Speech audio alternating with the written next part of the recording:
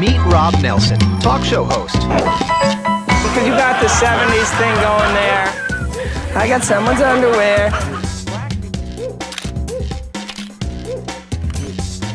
Robert Kennedy, thanks for taking a minute. Simple question. Tucker? It's good to see you. Listen, If you're a Bitcoin maximalist, you're Bitcoin forever. I hate this central bank digital currency.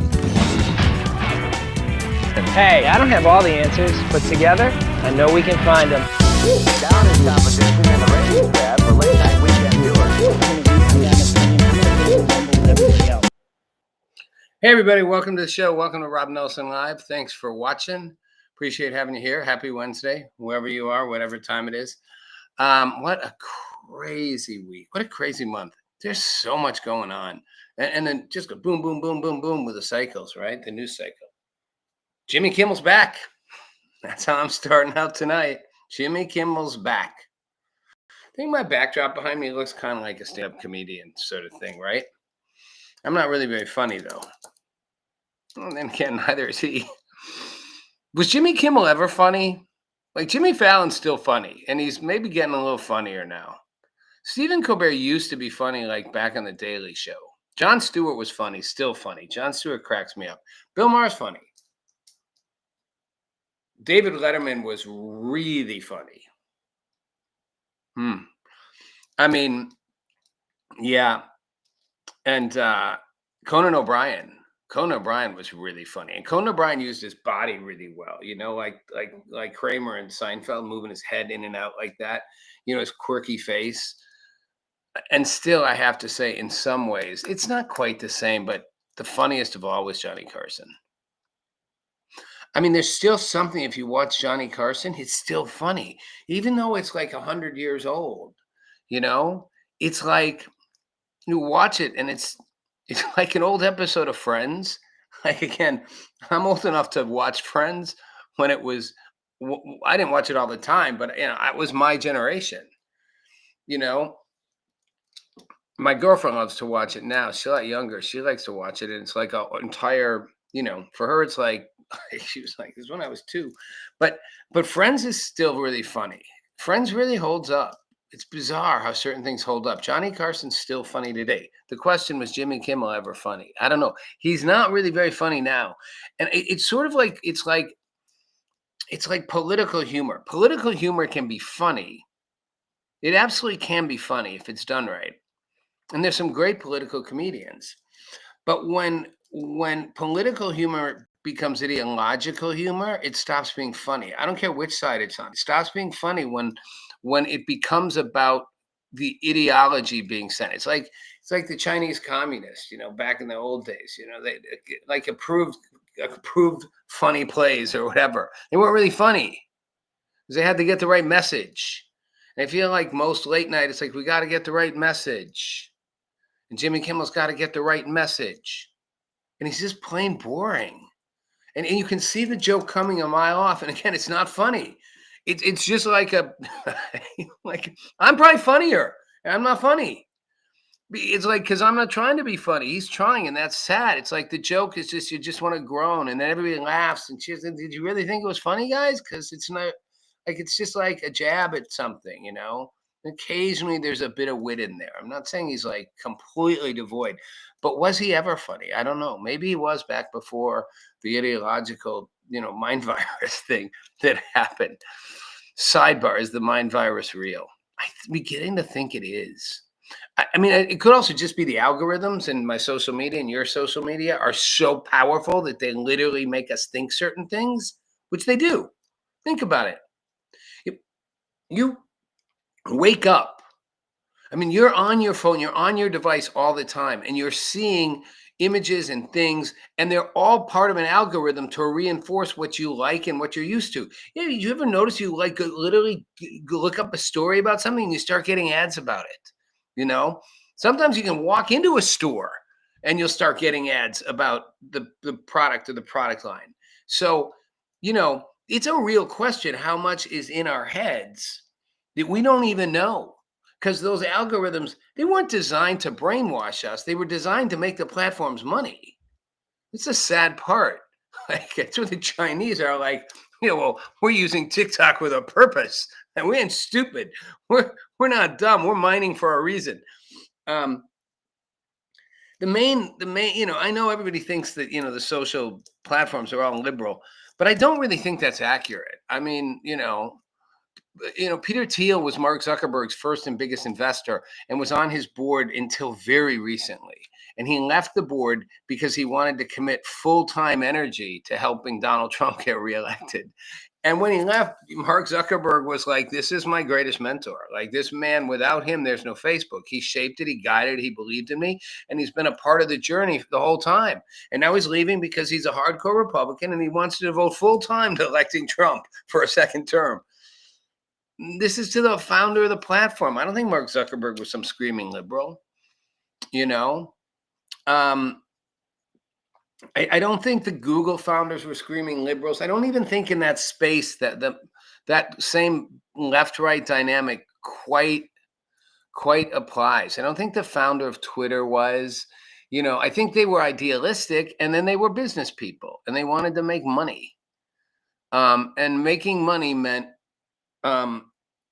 basically keeping eyeballs on their platforms, and the algorithms would keep your eyeballs there. They don't want you to leave, and they want you to be happy, and they want you to come back, and they want you to hear what you want to hear, so you will. And and then you communicate with the people who think like you think, and then that reinforces it.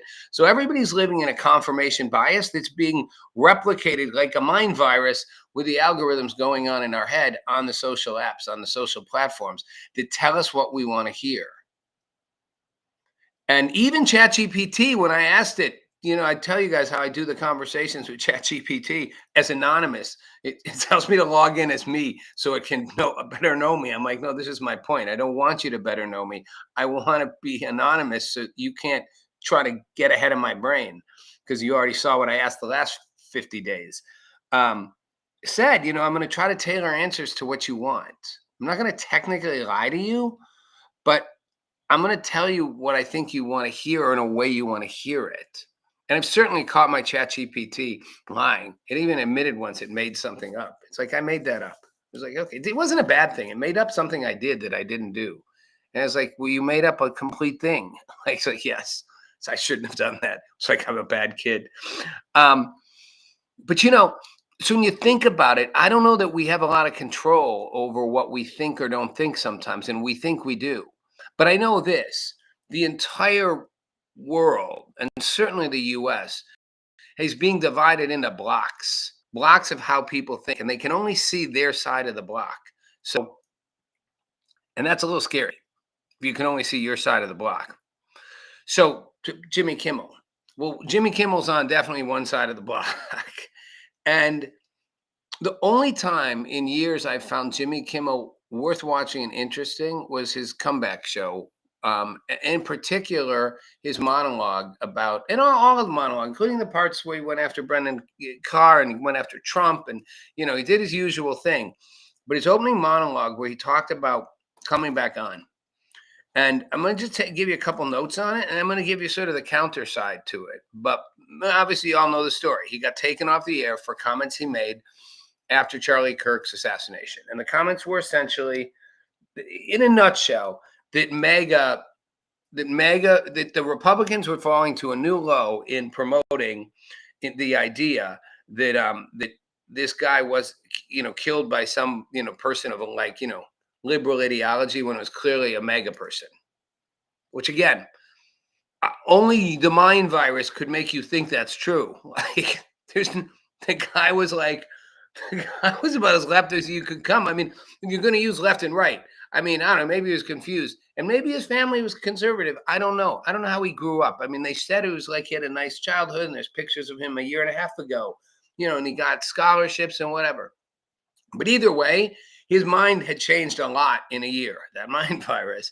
And now he's living with a guy who's wants to become a woman, and and he's living in this whole space, and he wants to kill Charlie Kirk because Charlie Kirk represents hate, and it has to be ended. And he's even texts, "Doing this for you, my love," and da da da da.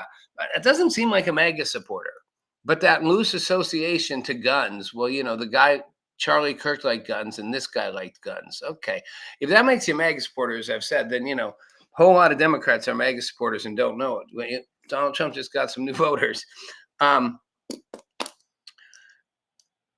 But what Jimmy Kimmel said that I appreciated in his coming back thing, and so then he gets put back on, right? It was never going to be permanent, and he gets put back on, and 5 days later, except not in certain markets. Sinclair and Nextel aren't going to carry it. These big syndicators that carry the shows, right? In each city, the shows.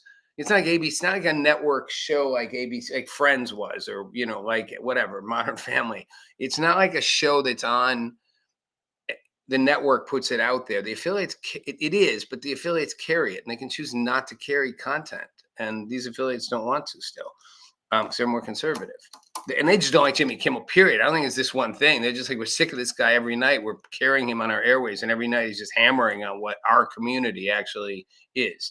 But here's what he said. He said, nothing I'm going to say is going to change anybody's mind. He said, if you don't like me, you don't like me. If you do, you do. Nothing I'm going to say is going to change your mind. I thought that was an interesting observation. Probably true. Then he says he never intended to make light of the murder of a young man. And when he says it, I watch for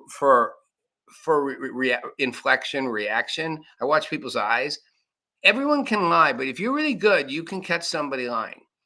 He chokes up at the word murder. I mean, it's a choke up. It's you to fake that. You could. You'd have to be a really good actor and want to. I'm not sure he's that committed to being a really good actor and wanting to, since he didn't really want to apologize, and he didn't say he would, and he doesn't really.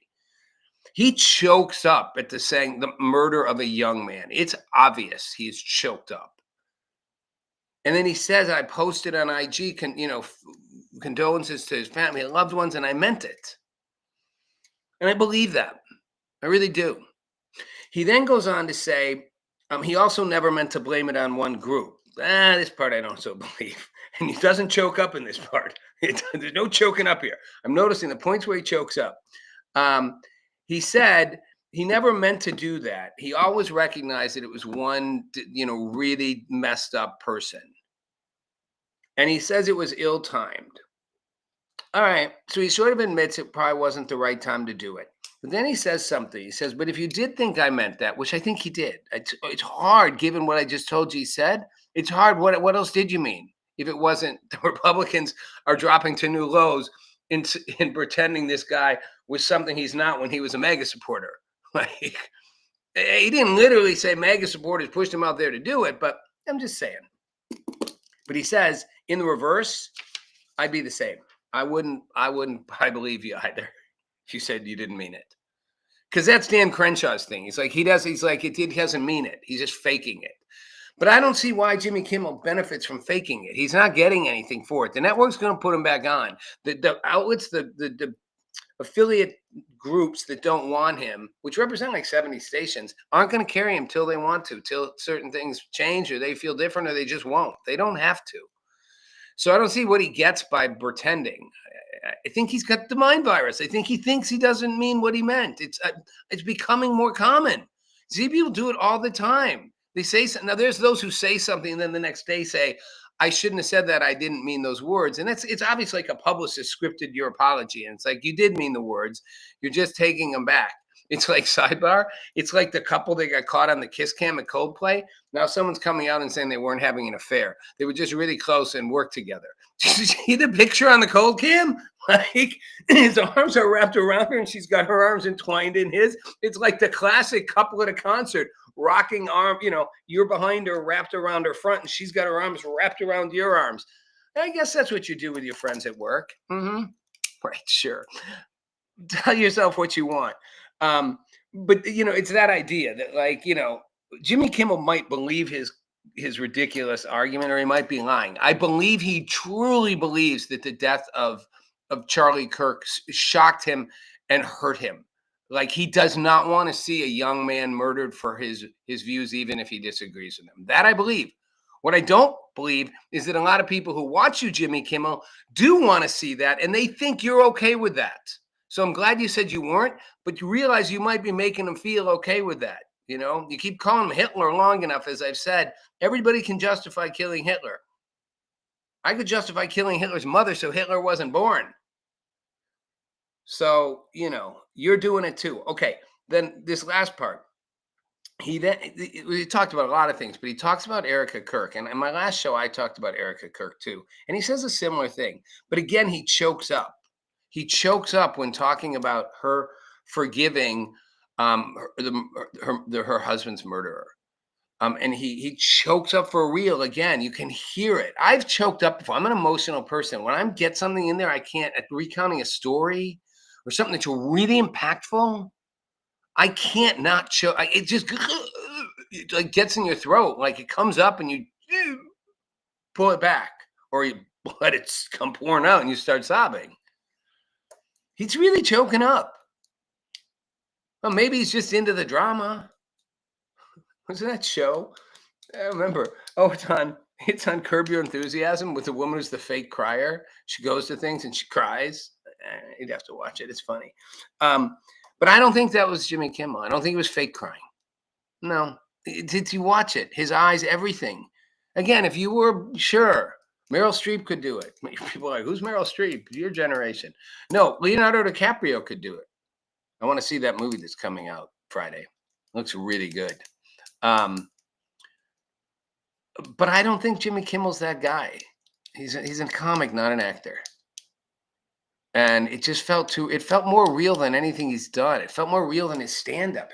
Which are monologues. It felt more real than his interviews, his hosting, which is a acting version of him. That's what he acts. This felt like the real Jimmy Kimmel. And he genuinely was messed up in his head about it. And then he says, and this is what caught me totally off guard, because I didn't know this. He says, if you believe in the teachings of Jesus as I do, which I didn't know he did, there it is. She forgives her husband's killer, who takes her husband from her and her 2 young children at a young age. Them at a young age, the kids as little kids, 2 and 3 or 4, whatever. If you believe in the teachings of Jesus as I do, there it was. And that hit me, because although I've said I'm not a Christian, I believe Jesus' example is one, and I was raised as a Christian. And I believe Jesus' example, I used to say, if there was ever a book someone should write, it would be, what would Jesus do? And if we all just did it. That was Jesus. And he's like, do you believe in Jesus the way I do? There it was. A selfless act of grace. Forgiveness from a grieving widow. And he said it touched him deeply. And I believe it did. And I think it moved him. I think it really hit him.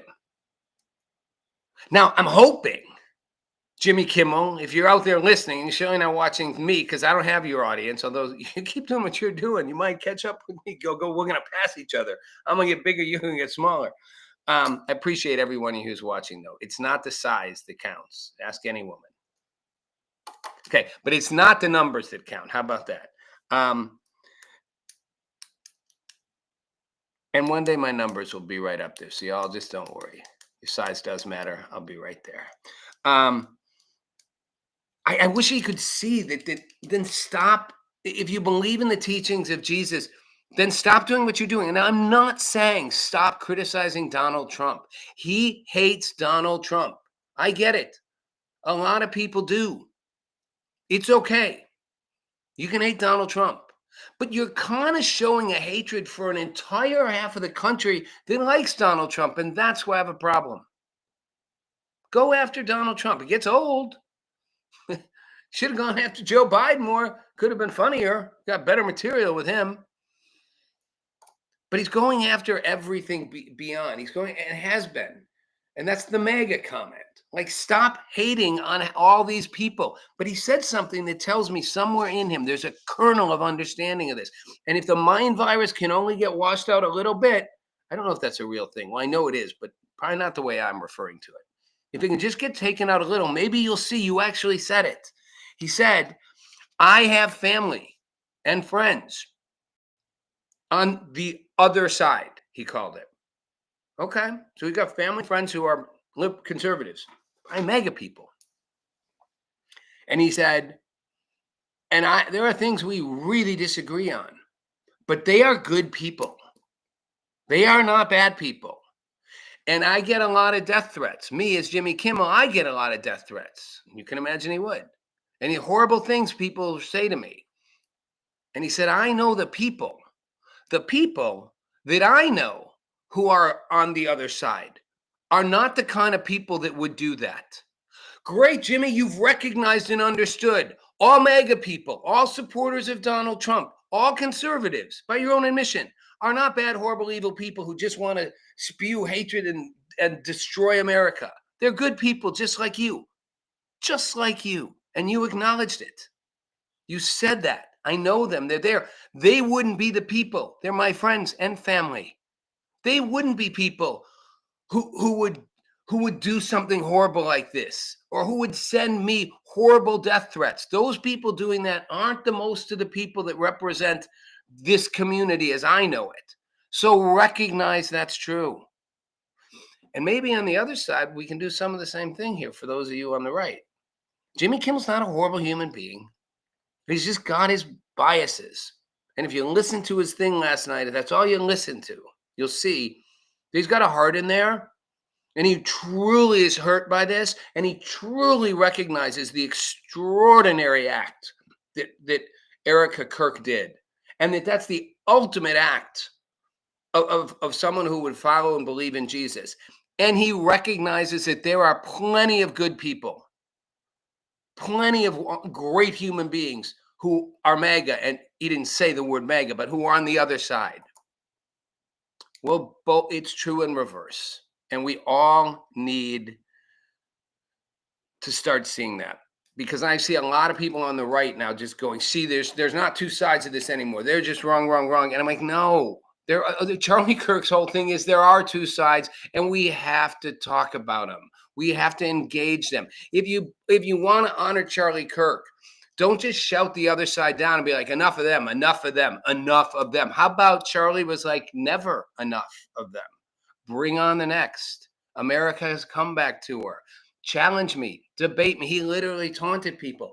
Give me your best challenge. I'm getting good at not saying the word shot. But he did, because he wanted that debate. He wanted that discourse. And I think it's something really worth remembering. Meanwhile, Donald Trump, who does not want to ever be nice to his enemies and forgive them, or as he said during the memorial service, I can't believe ABC fake news gave Jimmy Kimmel his job back on his True Social. The White House was told by ABC that his show was canceled. Something happened between then and now, because his audience is, all caps, gone. and his talent was never there. Last time I went after them, they gave me 16 million. This one sounds even more lucrative. A true bunch of losers.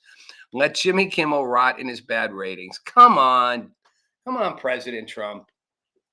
And all you who are like, try hard, Trump's great. I like a lot of what Trump does too. I like the way he does it. I'm a fan of what he's doing on the world stage. I'm a fan of what, I got some issues on how they're handling immigration. We'll talk about that another show. But I'm an overall fan of what he's doing. Certainly big on the economy, restoring America. I think he's going to make progress. I think he's right with Israel, on Israel. I think he's going to actually get a breakthrough eventually in Ukraine, or get behind Ukraine and force everybody to stop buying Russian oil till it suffocates Russia and they have to end the war. I'm on board a lot, but this is just enough, especially right now. We're all talking about in the wake of honoring Charlie Kirk. Charlie Kirk wouldn't be a true bunch of losers. Let them rot in their rot. Just wouldn't. So you want to honor him? Have the respect for that. It's just time. That just bothered me. All right. I got about 10 minutes left. And I want to talk about big topic, and I might not be able to get it all in, so I might have to finish it on Monday. But I can't skip over it. It's the vaccines and Tylenol thing. So the White House holds a press conference, says RFK Jr. say acetaminophen, Tylenol is linked to used during pregnancy and by infants leads to autism. And he advises pregnant women to avoid using Tylenol unless absolutely necessary. And then they publish a study, and everybody goes crazy. And the FDA begins labeling the product as, it could have an association with ADHD and autism.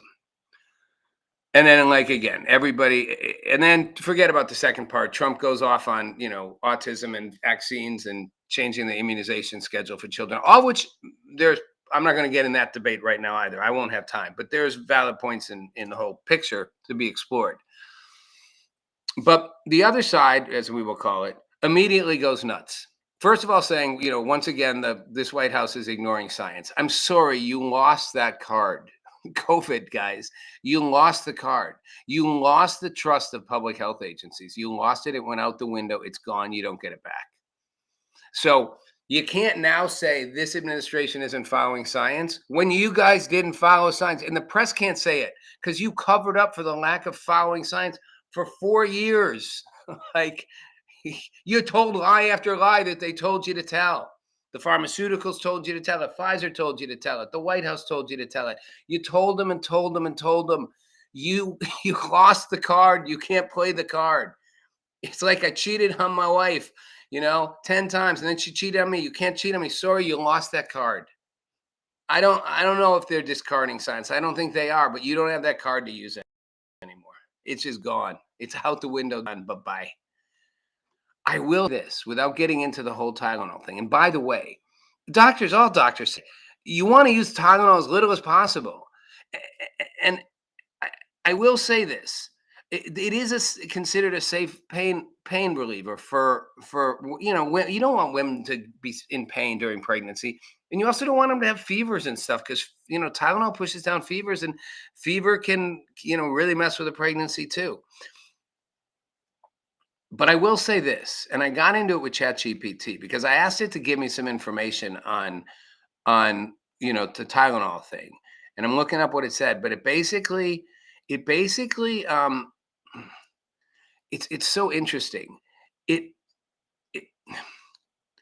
admitted that it was only giving me one side. And I was like, well, you got to give me both sides. Why don't you give me both sides? And it said it was giving me what the CDC said, which is again part of the problem. Here's what I want to say, and I'm not going to have time for all this, and I will pick this up again, but I watched a clip from 2009 of Jim Carrey and Jenny McCarthy on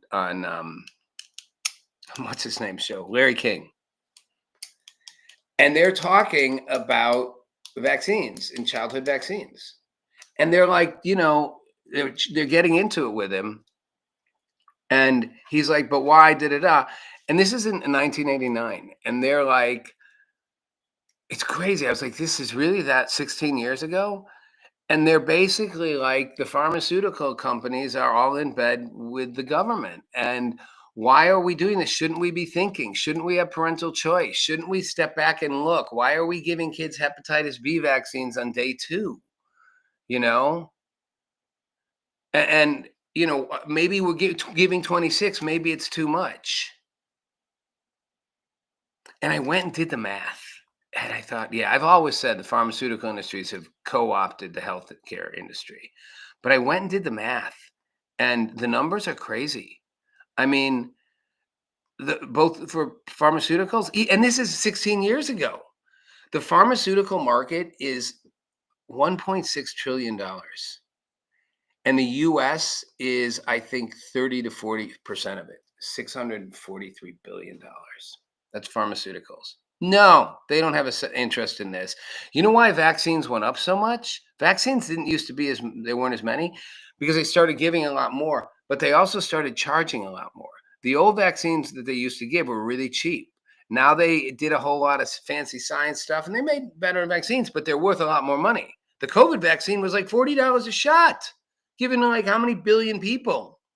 I mean, we're talking billions and billions of dollars of revenue. And even good old ChatGPT, who tried to make the case, that there's no link to anything, and the CDC's version said, there's a really strong argument if you think, yes, now that you push me to suggest that they're motivated by greed, and well, they didn't use the word greed, but by the enormous amount of money they can make, and that and that they have, a lot of the advisory panels and commissions have people from the pharmaceutical industry on them.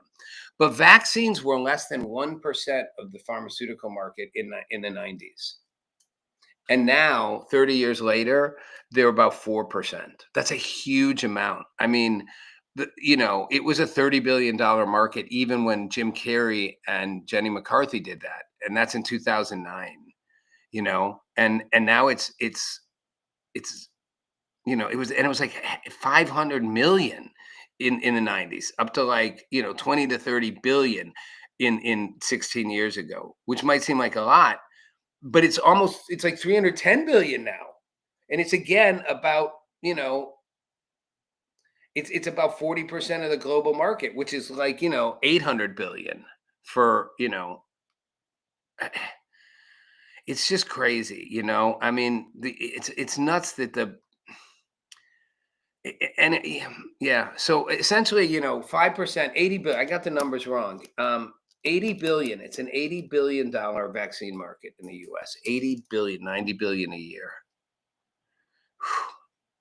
From 1%, less than 1%. It's literally like 500 times bigger. And it was all these big, it was all these big drugs, these expensive drugs. I looked a couple up. Prevnar pneumococcal vaccine was in 2000, $58 a dose. It's like dozens times higher. HPV vaccines, 120 to 150. And then they just went up from there. COVID was, like I said, 50 to 30 a dose. Shingrix for shingles, it's 150 a dose. And it's crazy, and a lot of these vaccines get given to kids, and the health the health companies make money on it, and the vaccine companies make money on it. So I'll just end it with this. I asked ChatGPT about hepatitis B because the argument, and they were making it even then, 16 years ago, why are we giving this to kids like right away? And of course, it gave me the arguments why it's necessary. And I was like, okay, once again, you've just given me one side. Like you've given me the side as if that's fact. Clearly, there's another side that doctors also support and scientists. And it said, oh, well, yes. The reason why because hepatitis V is bad if you get it. And you often don't see it for a long time. So it can give you like liver disease down the road. So you don't want a kid to get it. And you don't want a mother who's maybe used drugs or whatever to pass it to a kid because it could cripple their immune system for their whole life, even if it's, well, so why wouldn't you give it to every kid? Well, because and this is where ChatGPT finally came clean, because it's very rare in the US. In Africa, it's very high. In Asia, it's very high. It's very rare in the US. Way, way, way, way low. Like 1 in 100,000, some way, way down their number. like a couple thousand a year at best. So a low incidence disease gets a blanket vaccination. Who benefits from that? The people getting paid for the vaccination. And almost all women in America are screened. So the idea you're going to sneak by with HPVs, not very likely. You're going to get screened somewhere. Plus, the whole idea, parents should be able to decide, do I want to inject my perfectly healthy kid with something 5 hours after they're born? Maybe not. So it said to me, you're right. There's a legitimate debate here. My earlier answers leaned into the rationale because that's what the CDC said their recommendations on. Many physicians, families, and ethicists have raised the exact counterpoints you did above. Wow. It is the mind virus right there at work for you. All right. Last thing I'm going to just say is, I'm not going to get into the Tylenol thing, but I will say this. When I pushed it again a little further in my old ChatGPT search, it did say yes. There have been linked studies showing autism and people who use Tylenol higher than people who didn't use Tylenol. It's just not enough. You need to know more. But it even admitted this is complicated. And my bottom line is this: before you pick a side on this, you gotta look and consider who's making all the money. RFK Jr., and I know him. He's not a good friend of mine, but I've know him, met him several times, interviewed him a couple times. He does want more science, and he does see the regulatory capture from the pharmaceuticals. They are making tens and tens and hundreds of billions of dollars off this. You can't look past that motive. It's absurd to pretend that doesn't influence you. Power corrupts.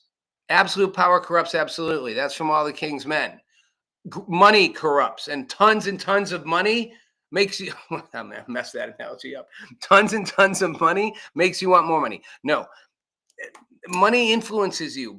Billions of dollars of revenue is going to make you think differently about what you're going to do, and you're going to push it on everyone. It's just simple facts. I'm out of time. It's Rob Nelson Live. I appreciate you watching. We went a little long, but I appreciate you sticking around. Talk to you later.